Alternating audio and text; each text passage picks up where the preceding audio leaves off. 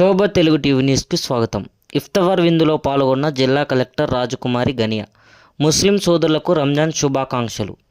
రంజాన్ మాసం సందర్భంగా ఆదివారం రాష్ట్ర ప్రభుత్వం తరపున నంద్యాల పట్టణంలోని మున్సిపల్ టౌన్ హాల్లో నిర్వహించిన ఇఫ్తార్ విందు కార్యక్రమంలో జిల్లా కలెక్టర్ రాజకుమారి పాల్గొని ముస్లిం సోదరులకు రంజాన్ శుభాకాంక్షలు తెలిపారు.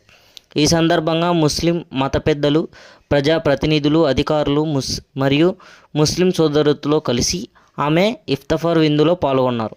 ఈ సందర్భంగా కలెక్టర్ రాజకుమారి మాట్లాడుతూ నంద్యాల జిల్లాలో ఎప్పటి నుంచో మత సామరస్యం వెలువరిస్తుందని పేర్కొన్నారు. హిందూ, ముస్లిం, క్రైస్తవ మతాలకు చెందిన ప్రజలు తమ తమ పండుగలను పరస్పర సహకారంతో, సోదరభావంతో కలిసి జరుపుకోవడం నంద్యాల జిల్లా ప్రత్యేకత అని ఆమె తెలిపారు.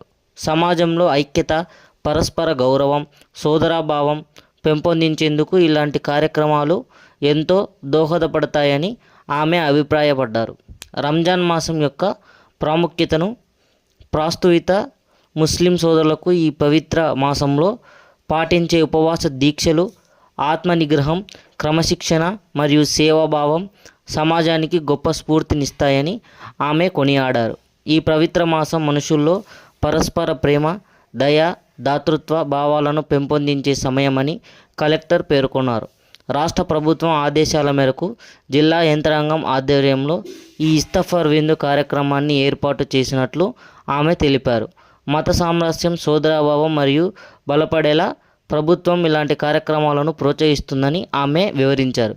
ఈ కార్యక్రమంలో ప్రజాప్రతినిధులు, ముస్లిం మత పెద్దలు మరియు ఇతర అతిథులకు కలెక్టర్ రాజకుమారి హృదయపూర్వక ధన్యవాదాలు తెలిపారు. జిల్లాలోని అన్ని వర్గాల ప్రజల పరస్పర సహకారంతో ఐక్యంగా కలిసి ముందుకు సాగితేనే జిల్లా సమగ్ర అభివృద్ధి సాధ్యమవుతుందని ఆమె ఆకాంక్షించారు.